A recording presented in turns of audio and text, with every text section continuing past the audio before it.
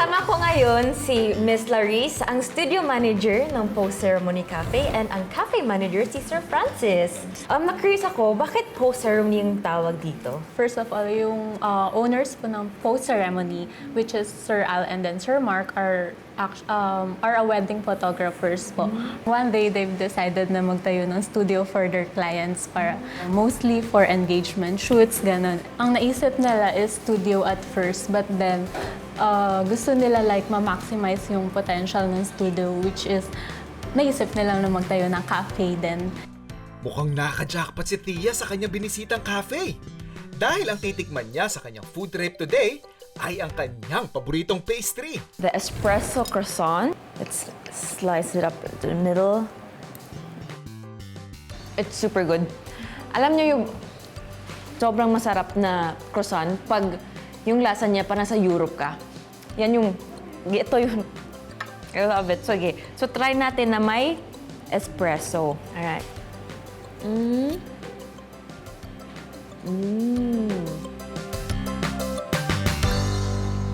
Nasa Paris na ako, guys. Feeling ko, ang mga coffee lovers would really appreciate this.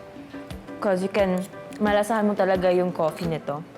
For the rosé, so marirecommend ko siya para sa mga sweet tooth. It has a butterscotch syrup, popcorn syrup, put some milk, espresso shot, and then meron siyang salted cream on top. It's very sweet, and you can really taste the taste of the buttered popcorn.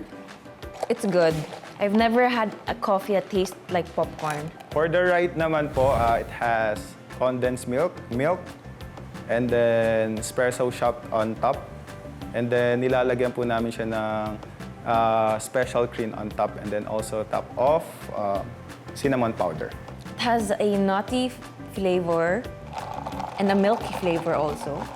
Ayan, prosita sa favorite ko, yung croissant nila.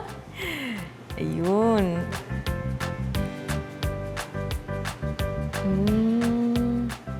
So ito yung choco peanut croissant.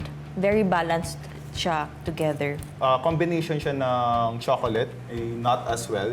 Ang gusto namin mangyari is hindi mag-overpower yung flavor ng isa't isa. And gusto namin yung balance lang, paulit-ulit namin siyang ginawa hanggang sa come up namin yung tamang recipe, and that's it. Nakuha namin Galing. siya kahit paano. Super good. Parang nahanap mo yung perfect partner mo. Ganun no, na-balance out lahat. Galing. For the Lundgren naman po, ang pinaka-special sa drink na to is we use banana milk as a milk base. And then espresso shot as well. Then meron on top na caramel and chocolate syrup, and then a graham on top. Nandito naman ang Lundgren. And here we have the matcha croissant. Unahin ko ang Lundgren. Again, this is inspired by a designer, kaya Lundgren ang pangalan.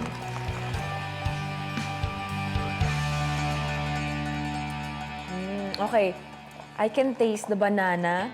Pag na-mix mo better with the crushed biscuits, mas nalasahan mo yung balancing ng banana, yung milk, and then may texture na malasahan mo. Well, syempre, nasa bibig mo yung texture. Magandang balance siya pag na-mix mo very well. Cheers!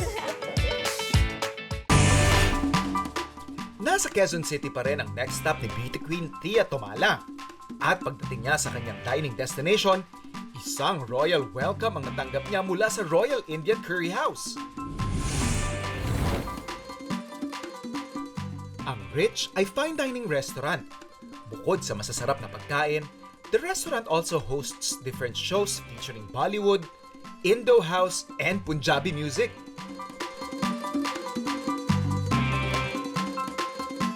Pero ang ultimate experience na babalik-balikan mo sa Rich ay ang kanilang authentic Indian food. This is curry, right? Yes. With that is cheese naan. Ooh, can you see the cheese? Can you see the cheese?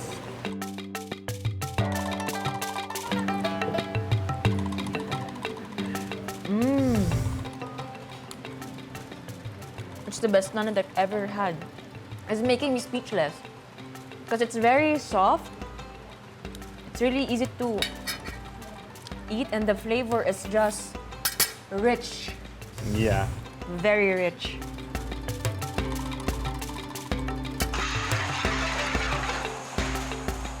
This is chicken biryani. This is our one of the best seller also biryani. You can try this one and tell me how was it from. And this is the sauce with the we call it raita, yogurt raita.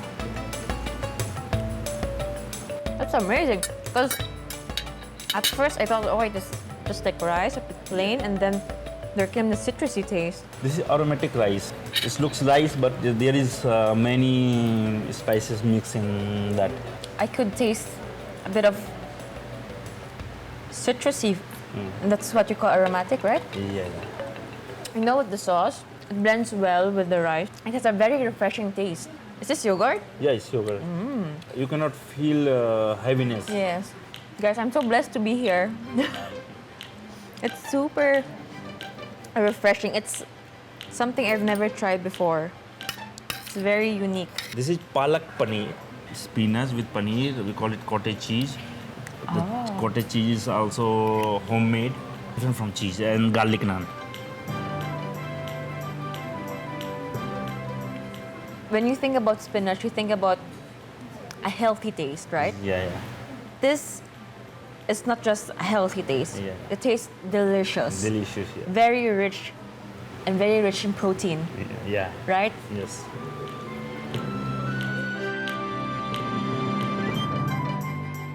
So this is also nice combination with the Indian food. We call it lassi. It's yogurt drinks, and it's good for digestion also.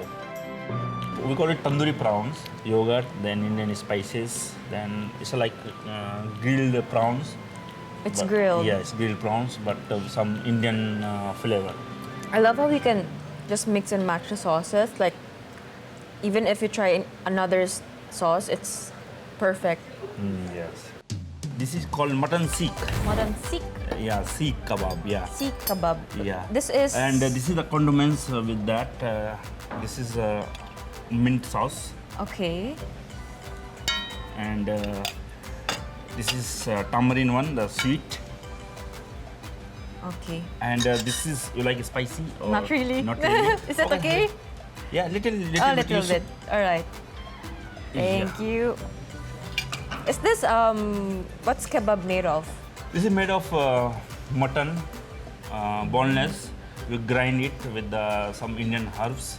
Okay. Then we cook it in. We have traditional oven from. We call it tandoor. It's from India. We import from India. Yeah. Everything's from India. Yeah, everything imported. from India. Then we cook it in oven. So it's, everything is like authentic. I love that when you mix it with the mint, Yeah. it has like a refreshing taste towards it. You can try with the chicken seek kebab.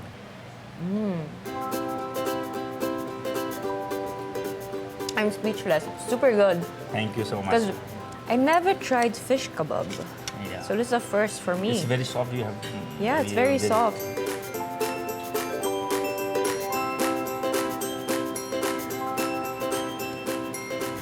You like it? I really like it. So this is the final in India. If you go in any Indian house, after having so good food without dessert, they will not let you go. So please try this gulab jamun. This is basically it's a sweet dish. Okay. Yeah, in India, you can compare this like from like licha plan, something like that. Yeah. Yeah. But it has like a bread texture. This is milk. We use it milk powder. Oh, Yeah. that's why it's melting in my mouth. Yeah. Ayan. Thank you so much, Chef Thank you for Rana. coming. Thank you for coming. Thank you so much for this experience. It's Thanks. super rich in taste and texture and everything. Thank you. So my overall experience is, first of all, sobrang luxurious niya from the design when you walk in. I really appreciate yung pagkain, yung taste, yung texture, yung richness of flavor. Amazing, fabulous, and rich.